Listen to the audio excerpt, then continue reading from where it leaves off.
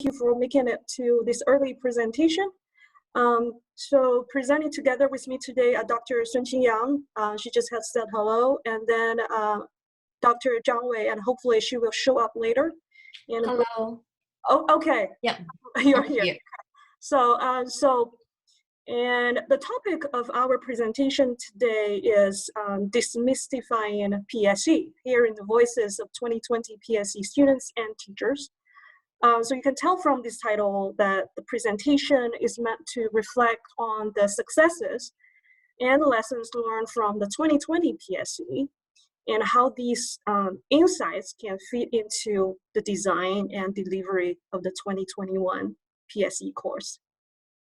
Okay, so we have divided our presentation into 6 major parts.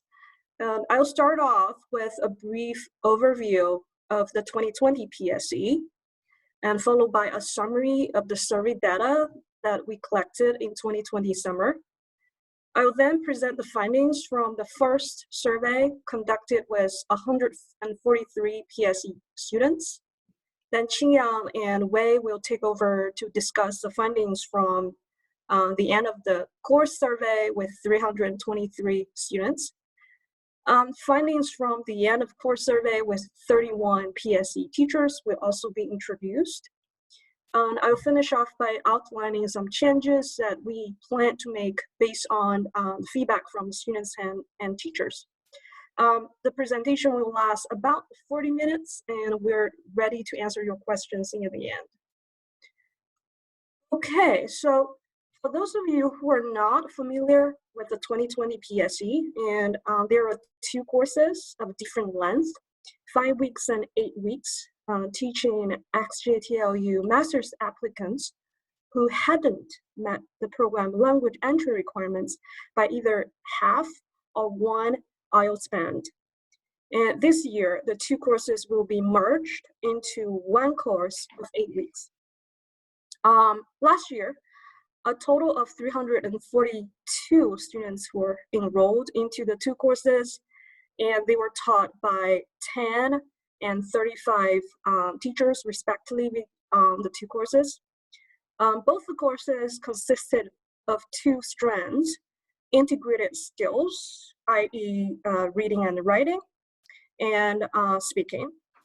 The 8-week course offered 148 hours of live teaching, including talk seminars, tutorials, and ALA induction.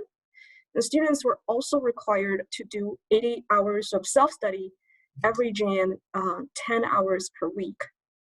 And the 5-week PSE course offered 89 hours of live teaching, and students were required to do 50 hours of self-study.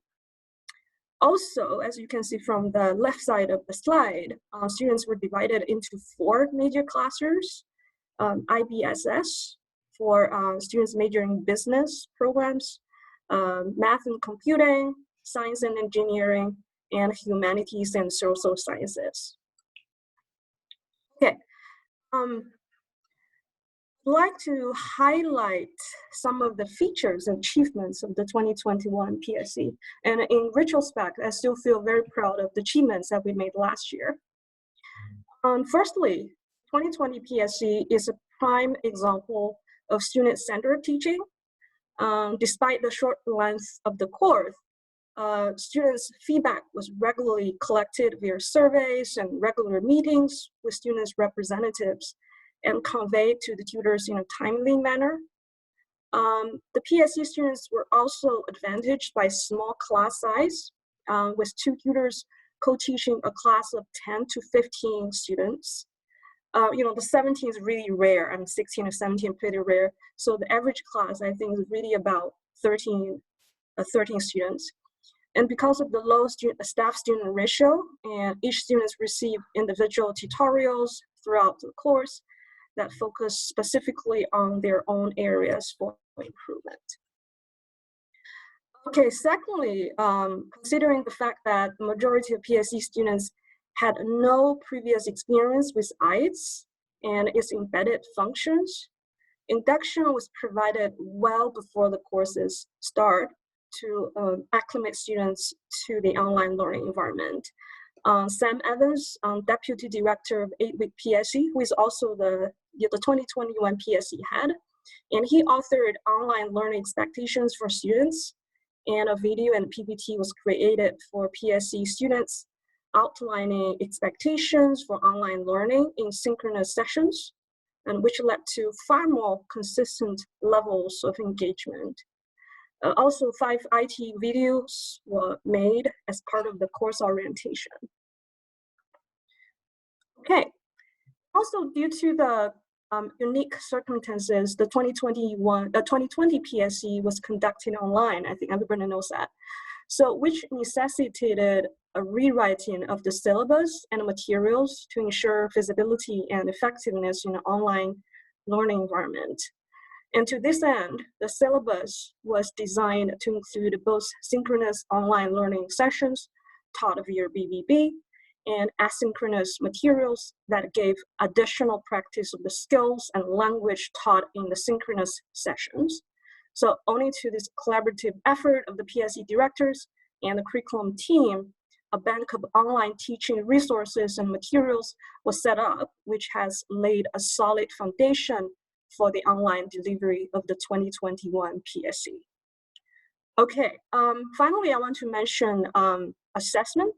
Regarding assessment, the 2020 PSE used, firstly, differentiated topics for different classes. Sorry? Okay, so for example, as you can see from this slide, this is part of the task sheet of 8-week PSE writing assessment. The assessment topic for the IBSS cluster was CSR. And for the science and engineering cluster, the assessment topic was sustainability. For the computing and math cluster, the assessment topic was AI. And assessment topic for the HSS cluster was heritage and courage. Major changes were also made in 8-week assessments in order to ensure a clear and coherent thread run through the learning objectives, lesson aims, content and materials, assessment requirements, and marking criteria. So as you can see from this PPT slide, a major aspect of this is to completely rewrite the marking descriptors according to which the writing and speaking assessment are rated. So this looks very different from the UG marking descriptors. So rather than a checklist of descriptors to be ticked off, the new descriptors were banded according to master's levels. So we have below 50, 50 to 60, 60 to 70, and 70 plus. And they were marked categorically within each band. So this new criteria were introduced to the students and the lecturers from the beginning of the course in the handbook and supported by online video guide. In addition, familiarity with the essay assessment marking criteria was enhanced through dedicated sessions for students and lecturers to engage in standardization of sample scripts. So as you can see from this, the new marking descriptors were recommended by the external consultant Alex Bartal, who wrote in his report that 8-week PSE makes it clear to students what is expected of them and how to achieve it, relating detailed marking criteria quite specifically to the assessment tasks. So the 8-week PSE writing assessment was also underpinned by a comprehensive feedback process, combining both the one-to-one tutorials and peer feedback sessions. So as you can see from this schedule, this is very detailed, week-by-week arrangement of how students are going to be involved in the peer review process. And this process was undertaken alongside a reflective writing forum in which students posted a weekly entree reflecting on particular aspects of peer review process. And the process finally culminated in students writing an reflective essay at the end of the course. Okay, so we have, I have highlighted some of the achievements of the 2020 PSE. So we're happy to say that we have laid a very, very good foundation for the 2021 PSE. So moving on to the survey data. So basically the focus of today's presentation is to reflect on the feedback from the teachers and students last year. So our survey data includes 3 sources. The first survey conducted during either week 2 or week 3 of the course with the students. So in total, 143 students responded to the survey. The end of course survey that all the 342 students were asked to complete during the last class meeting. And then we have end of course survey with the PSE teachers, and we received responses from 31 teachers. Okay, so this is an overview of the survey data we have collected. To be honest, so we have collected tons of data. Next, I'll move on to present the findings from the first survey with the students. So the survey focused on students' feedback on online learning and use of ICE and its related functions. But this year we're going to use ELMO, but basically the functions are very, very similar. Question 3 of the survey asked the students to indicate how satisfied they were with different aspects of the online delivery of the course. So as you can see from the statistical data, students were in general satisfied or very satisfied with various aspects of the course. Particularly more than 95% of students were satisfied and very satisfied with, you can see from the green highlights, like recorded videos and lectures, teachers teaching via BBB, and interaction with teachers. The only exception is amount of learning tasks and homework, as you can see from the red highlighted item, with which only 68% of the respondents were satisfied or very satisfied. So when asked about reasons for unsatisfaction, the students responded that homework occupied too much of their after-class time.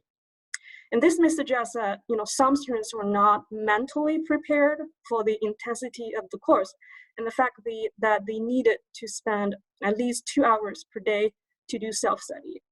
And this may also suggest that we need to teach study skills and time management skills for students especially from non-EMI background.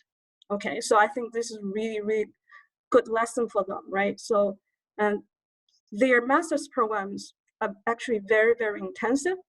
It's only 1.5 years, and it's only half the length of a regular master program in China. So they really have to handle very, very heavy workload. So PSE is a really good experience in this aspect for them. Okay, so question 4 was about the frequency of issues, including technical, emotional, and communication issues that students have encountered at the beginning of the course. So it is not surprising to find that nearly 50% of respondents encountered such issues as you can see from the red highlighted items, internet connection and slow loading of media site videos, and from occasionally to very often. It is, however, a bit surprising to find that majority of respondents do not feel as isolated as reported by UG students during COVID outbreak. So although approximately 20% of them still occasionally felt that there was not enough communication between teachers and students, and also between students themselves.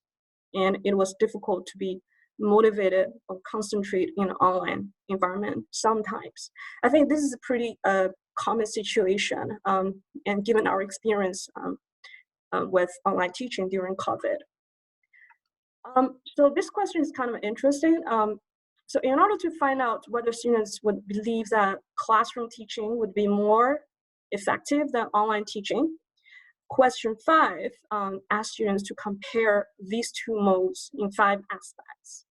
So actually we were pleasant to find that the students were quite receptive to online teaching, as more respondents believe that online teaching was more effective than classroom teaching in terms of offering convenience and meeting individual needs and contributing to communication. than the other way around. By comparison, as you can see from the red highlighted items, in the aspects of increasing sense of community and promoting participation and interaction, more respondents believe that classroom teaching was more effective than online teaching than the other way around. So, as I'm going to mention this in the end when we talk about the changes we're going to make to the 2021 PSE. So, the increasing the sense of community will be part of our 2021 PSE program. Okay, now I'll hand it over to Qingyang, and she will focus on end of course survey with students. Okay, thank you, Joy. Right, so this is the end of course survey. So the questions asked, they were asking students, so to what extent do they agree with these statements?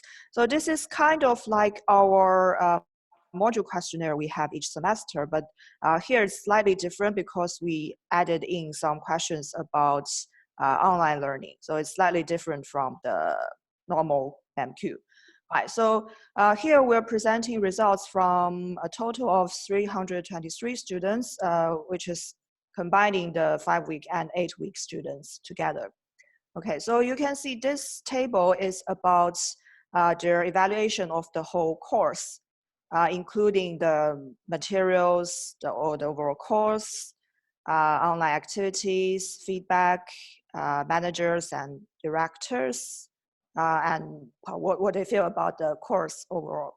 Okay, so you can see from this table that the students' overall response, generally it's very positive, right? So most of the students, for all the questions, for most of these entries, more than 60% of the students strongly agreed with these statements, and also a high proportion of them clicked agree.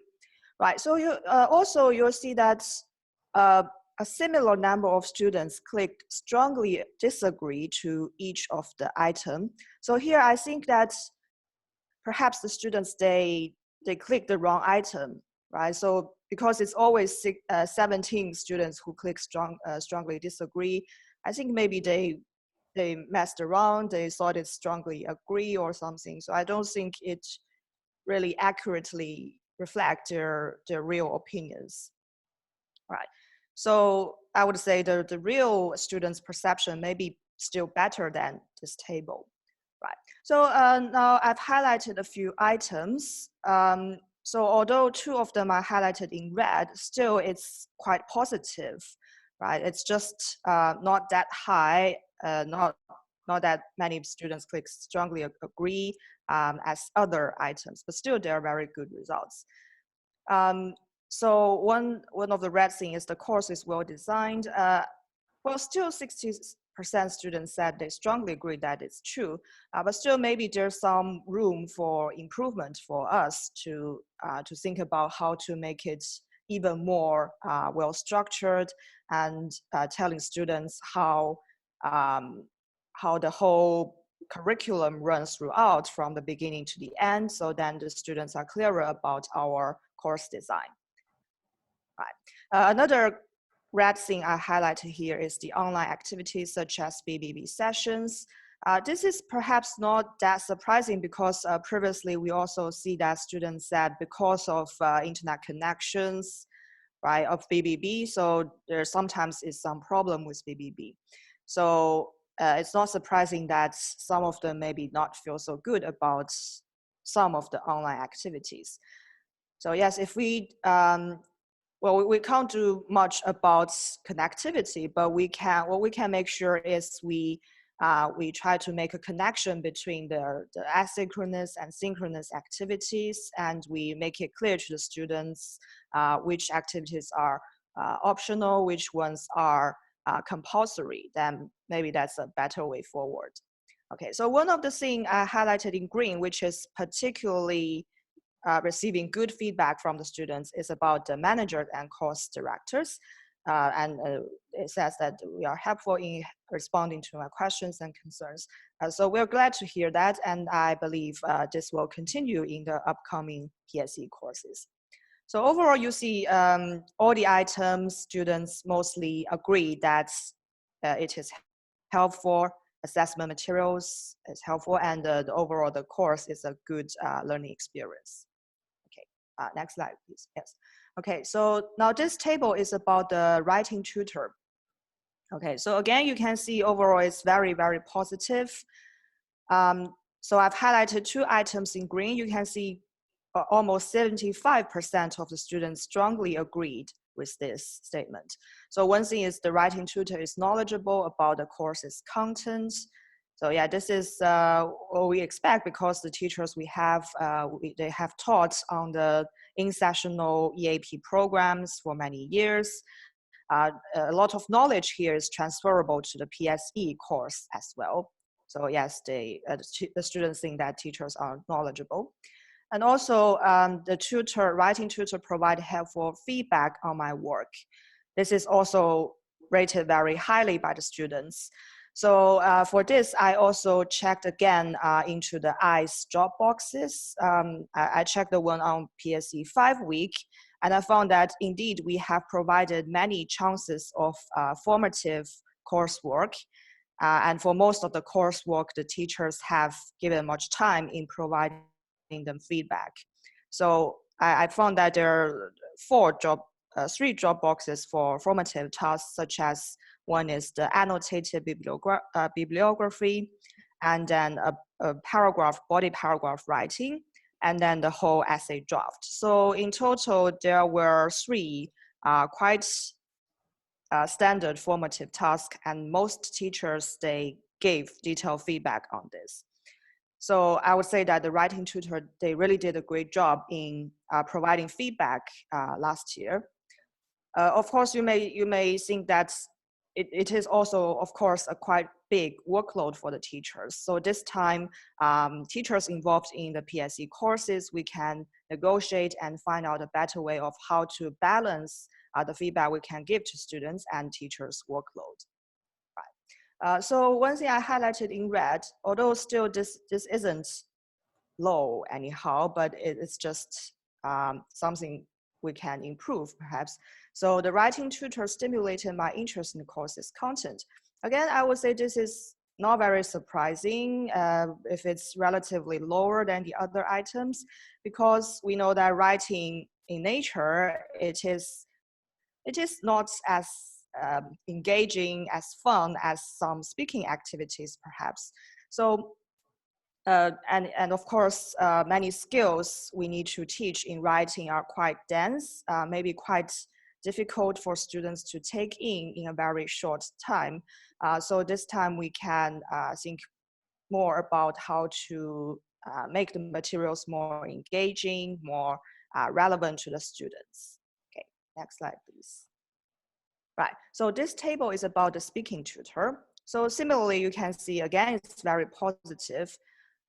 For speaking tutor, I feel overall it's even higher, the rating are even higher than the writing tutors. So in particular, you see 2 items are about 80% students clicked strongly agree, right? So one of them is the speaking tutor was organized and well prepared. The other one is, again, the speaking tutor provided helpful feedback on my work. So it seems that the students are really happy with the amount of feedback we give. So I would also say that with speaking, there isn't much chance for perhaps very formal types of feedback.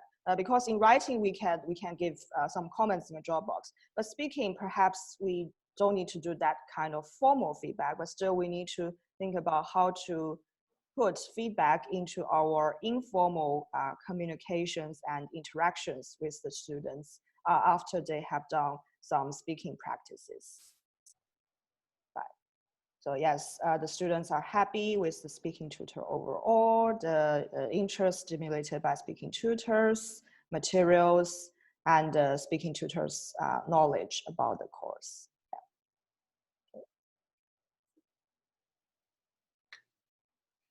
Okay, so next is the qualitative part. Wei, do you? Yeah, okay, so thank you, Qingyang and Joy. And now I'd like to present a brief analysis to the qualitative data collected in the end of course survey with the PSE students 2020. And we asked them 2 questions in the survey. So that is to list 2 items that they enjoyed most about the summer PSE courses and also the improvements they would like to suggest. Thematic analysis was adopted to analyze the students' responses. So for the first one, the 2 aspects they enjoy most, as you can see here, 4 themes I identified, accompanied with the student quotes on the right-hand side. So the majority of the students considered interactions with their classmates in the BBB breakout rooms as rewarding and meaningful. And when the connection was stable for BBB, students showed a clear preference for more group discussion activities during the class time. As one student mentioned here, every time we have a group discussion, we could learn a lot and have fun by listening to our classmates and to share their experience. So from that quote, we could bear that in mind. So when designing class materials for 2021 PSE course, and also when we are delivering the classes, so students' previous knowledge and experience could be sufficiently activated and treated as resource during the teaching practice. And teachers could ask questions and ask students to participate in the group discussion and also the teamwork, and to add variety to the online classes. And as Qingyang has mentioned, to engage them properly and sufficiently during the online classes. So PSE teachers are also required to give feedback on the writing and the speaking assessments. So from the survey results, students appreciate strongly about our quality input, and students believe that they benefit from the feedback as it helps them to improve both speaking and writing abilities.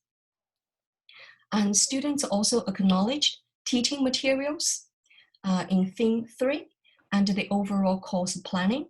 As one student stated, I really like the arrangement of the course schedule, which is reasonable and logical, and also the class materials are good and well prepared.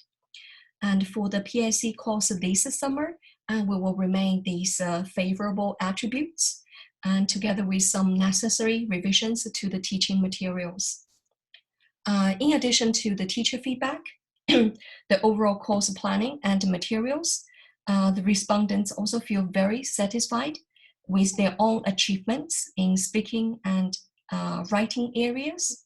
And they confirmed the usefulness in the materials, which help them not only help them achieve their individual goals, but also to think ahead on how to transfer the skills in the PSE to their subject area study in the departments. So just as one student pointed out here, as you can see, the course did lay me a foundation in academic writing and speaking, and help build me an awareness of academic integrity, which plays an important role throughout my future PG learning.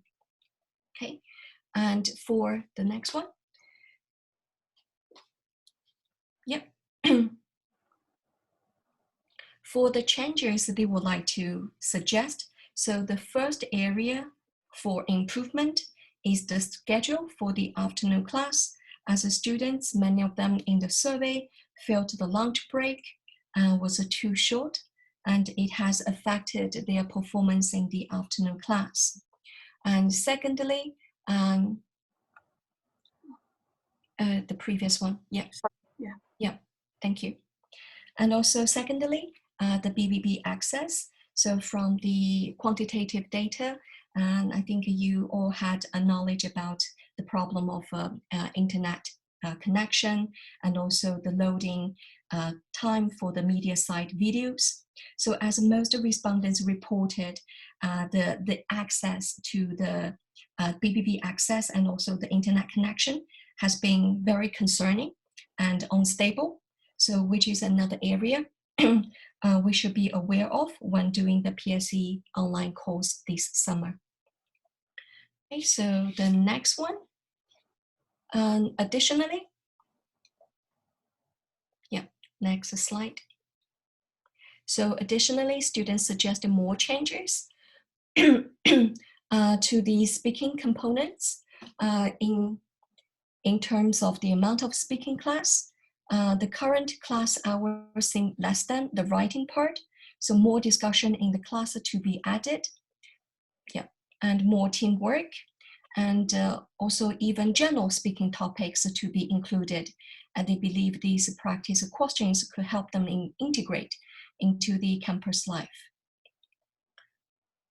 Next one. And for the homework and assessments, the respondents feel concerned about the amount of work they need to complete daily, and they feel stressed about the due dates and for the summative assessments in the end. So one student used being pushed to complete tasks, so which we should reflect on the curriculum design in order to find ways to allow students to learn from the process of completing these tasks. And finally, about the quizzes, and students also give recommendation for a reduced number of quizzes used, as well as the scoring criteria and the overall design of the questions. And I think these are most of the common and recurring themes for the strength and also the weaknesses of the 2020 summer PSE courses, as considered from the students' perspectives. And now I'll hand over to Joy to share with you the teachers' perspectives on the PSE summer. Okay, thank you, Wei and Qingyang. So I think you can see a lot of overlaps in terms of students' feedback and teachers' feedback too. And I'm going to focus on the teachers' feedback. So as you can see from 31 tutors' responses to the 4 Likert skill questions, approximately 90% of the respondents believe that teaching PSE was a rewarding experience for them. And hopefully the 2021 PSE tutors will feel the same way. That the course in general was well organized and well designed, and that they got enough support from the manager and the course directors. Also, more than 90% of tutors believe that the co-teaching pattern should be adopted for the next year. So I think all of you who have been enrolled, who have been drafted, okay, I should use that word, right, to teach on the 2021 PSE, and we will continue to adopt this co-teaching pattern. Okay, so we also have some qualitative questions like open-ended questions. So the tutors' responses to the 2 open-ended questions contain some very, very useful suggestions regarding curriculum and assessment design for the 2021 PSE. So in relation to curriculum design, 6 major themes were identified after coding. And firstly, 6 of the 5-week PSE teachers suggested that more content be added to the speaking curriculum because the current materials have some repetitions. And secondly, 5 tutors believe that the 2021 PSE curriculum could include more subject-specific content of materials to reflect more discipline specificity. I think this is really, really useful suggestion. As you can see from these tutors' comment, to do this, the directors of PSE will need to work with departments to further develop the curriculum. Okay. So I'll mention later, one important change we're going to make to the 2021 PSE in order to address these aspects. Okay. And the next one, 4 tutors recommended provision of a broader range of models and examples for students, including both model essays and example videos. Okay. In addition, 5 respondents mentioned the organization of ICE, which could be more streamlined and organized. The 5th theme reflects a very good suggestion in relation to standardizing the teaching materials in terms of the format of PPT, length of each lesson, and provision of teachers' notes. The last theme, I think, kind of echoes the students' feedback in terms of, making more interesting and interactive activities to foster active engagement and communication. Regarding assessment, among the three major themes, the first theme is mostly about the assessment genre. So 5 teachers suggested using more authentic assessment tasks that were tailored to student-specific program, namely more research-oriented writing tasks such as research essay or literature review. Okay, so this is something I want to mention. I think this is a really, really good suggestion. But for the 2021 PSE, we'll still adopt, the essay type. But if we put, the EAP support in a continuum of pre-sessional and in-sessional, will include literature review writing, will include research proposal writing in our EAP ALA curriculum. Okay, the second theme highlighted the importance of making the marking descriptors benchmark to CEFR levels. Really appreciate this, this suggestion. The last theme suggested a more fair and objective marking process so that teachers do not get to mark their own students' final assessment. So in a sense, we can consider doing paperless marking this year. Okay. Okay, thank you for your patience with this long presentation of the survey data. So looking forward, I'll wrap up by briefly outlining some of the changes we have planned for the 2021 PSE based on the 2020 PSE teacher feedback and student feedback. Of course, the PSE head, Sam Evans, will provide more detailed information during the teacher induction and probably during his presentation today after mine. Firstly, the learning outcomes will be more tied to the student's field of study. Okay, so as you can see from the provisional learning outcomes for the 2021 PSE, and your field of study, these words, occupies a more prominent position. Okay, regarding curriculum and materials, more discipline-specific materials will be added for self-study. Okay, and these materials will be provided by the department to ensure their authenticity and will prepare students for what they will encounter during semester 1 of their program study. So Sam and I, we have emailed all the program directors, 39 programs in 2021. And so we have asked for, some discipline-specific materials like module handbook, marking descriptors, assessment task sheets, reading list, sample videos, lectures. So we have got responses from some of the program directors. Sam has also met with some of the program directors, in person, and to discuss, what support that we can provide to their students specifically. Okay. So also there will be an equal number of reading and writing and listening and speaking lessons, especially for this year. And this calls for combining some of the reading and writing lessons and creating new lessons on integrated listening skills.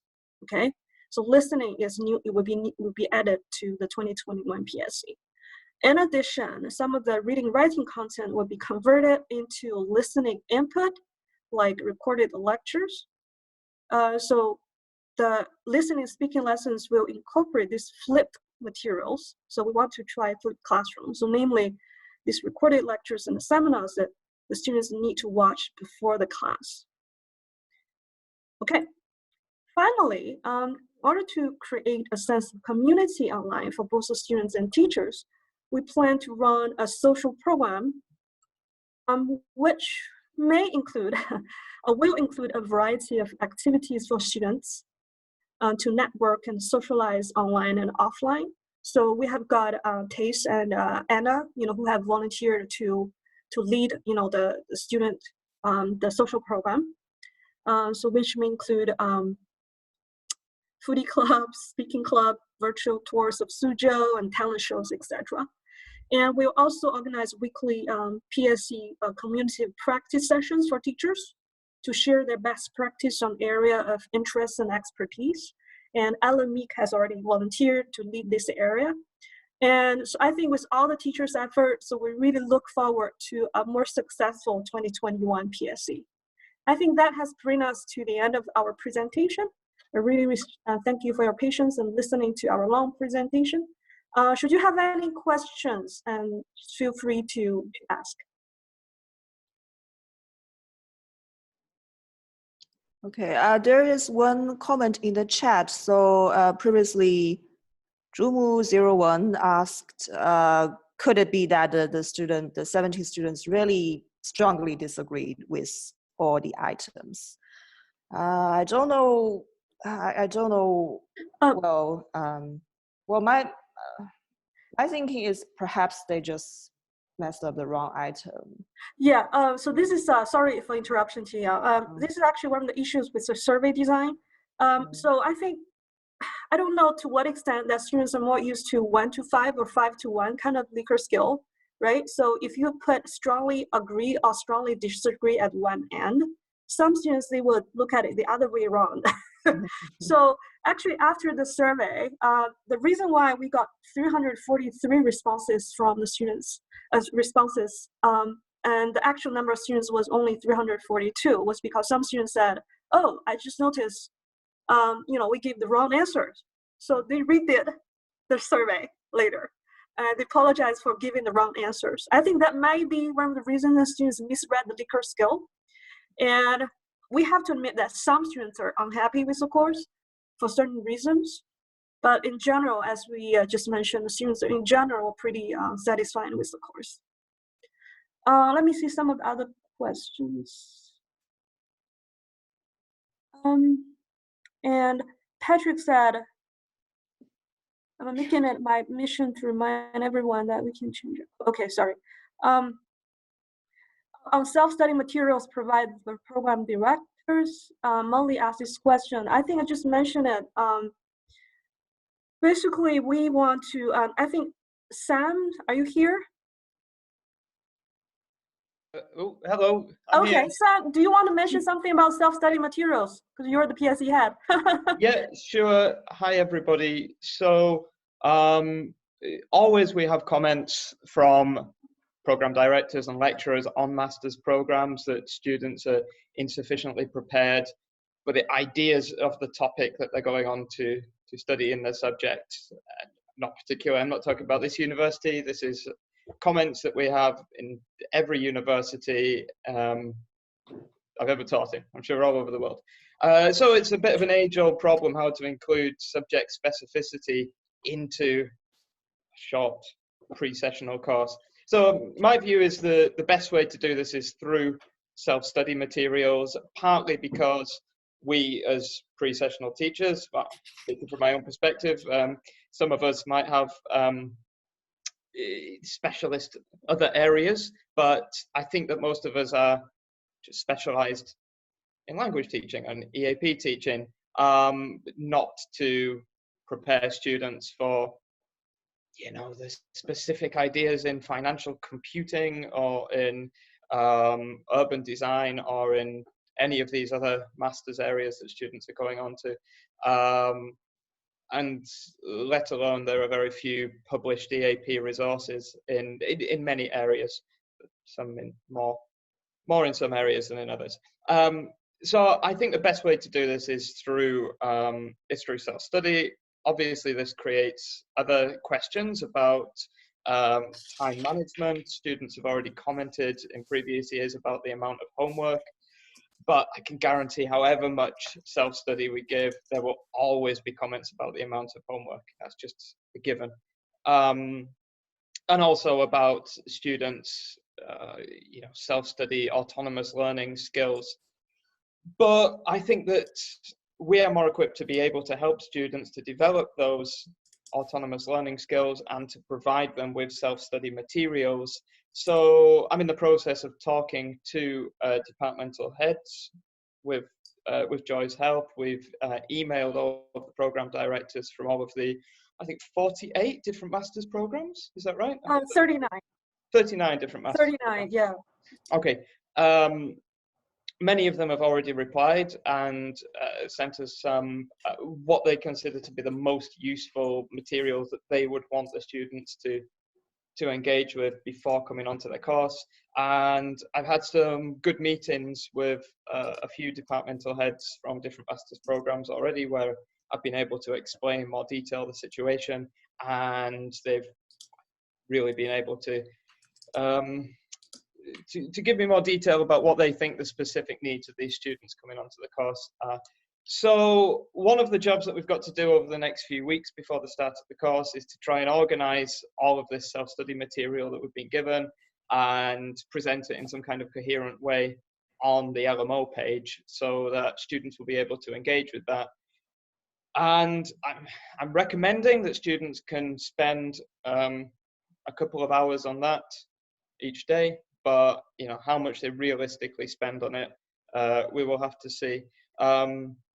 And yeah, we've also got a couple of teachers on the course who are particularly interested in studying students' goal setting skills, and I think that one of us on the course is going to do an action research project linking students' goal setting and reflection to their engagement with self-study materials, which is a project I'm very interested in supporting. So yeah, it'll be very interesting to see what comes of that. So yeah, I think that's where we are at the moment with self-study materials. Okay, thank you, Sam. So I think that's almost the end of our session, 15 minutes. And Patrick asked, will the students choose their own writing topic for assessment? Yeah, okay. Yeah, just picking up on what Sam said. I mean, so what you're doing is you're getting recommended materials from the different departments, like pre-reading lists, which is a great way forward. And then the other way to get them to use those is to give them some scope of assigning their own topic for their piece of writing. Is that part of the plan this year? Because in the review of 2020, which I taught on as well, they were given the topic area that they would write about. It's sort of generic. But a lot of pre-sessional courses, as you know, the students have to do their own piece of writing, which usually gets them working with sources from their own future subjects. So what's the plan on that? Yeah, cheers, Pat. Good question. Sorry, Joy, do you want me to... Oh, I think, yeah, your turn. So I think the ALAs will address those more specifically, but so probably I think you're in a better position to talk about PSE. Yeah, so yes, Pat, students will be strongly encouraged to develop their own questions based on their own particular interests within their field. There will be some suggested topics. So these students will be grouped according to 5 different broad disciplinary clusters. And there'll be some recommended essay questions, 4 or 5, within each cluster. And there'll be some recommended source texts within each cluster that students can use, can exploit within their essays. But really we'll be encouraging students to develop their own questions. And the program directors that I've been talking to have been told that. So one thing that they can provide is some areas in which students can develop these questions. And also the program directors are aware that, for example, the reading lists, sources that they provide could also be useful. That can be one area that the students are able to go to find potentially suitable sources for their essays. Yeah, that sounds good. So the only issue then that comes up for all the tutors is when you have students doing that, you increase the marking time load than when you have a generic subject with prescribed sources. How big is the increase in average class size on the 2021? Because a lot of the feedback from the 2020 that was positive is largely revolves around the fact that the individual attention is possible because of the class size. So what's happening with 2021? What's a typical class size going to be? Patrick, you have asked some very good questions today. So it's really hard to say. The reason why, I think a while ago we mentioned double shift teaching, right? And at that time, we have some kind of like prediction in terms of the number of students we might teach on the 2021 PSE, and vis-a-vis the the total enrollments, the 2021 intake according to graduate school's plan. The 2021 intake would be 1,500 students, and usually 30% of those, the new students will do the PSE. Okay, so our expectation at that time was for at least 400 or 400 to 450. But so far, I mean, depending on the numbers, the applications we have received so far, the number is not that high, but the application deadline would be 24th this month, and the fee, the payment deadline is 30th. So I think we have to wait until then to see how many students we're going to teach. But I'm pretty sure that we're going to keep a small class size. So I don't expect the class size to be any larger than 15 this year. Wow, so that is still great. Have, this very good one-to-one, attention. Great, because one of the joys of pre-sessional is how motivated the students are, and the better chance that you get to engage with a class and give them individual attention, the greater the rewards for the tutor as well. And that feeds into the whole motivational environment, doesn't it? Exactly. I was getting a little bit worried about 30 students at the other. No, I mean, 30 is not for online class. Yeah. So I would say preferably 15. Figure. That's great. That's preferably. Thank you. Okay, thank you for your question, Patrick. Nice to see you there. Yeah, I haven't seen you for a while. Okay, I think that should be the end of our talk. I think I'll hand it over to Sam, who will do the next presentation, right, Sam? Yep, that's right. Okay. Yeah. Joy, Thank you. Are you moderating this room as well? Are you moderating yourself? I'm going to give you the moderation. Okay. And you can. So I'm going to give you the moderation. Let me see, how can I give it to you? I'm going to turn off my video. We're self-moderators. Well, I suppose we should now give Sam a 5-minute interlude. I thought you were going to say give Sam a 5. Well, I thought we'd have a little musical interlude. This is the social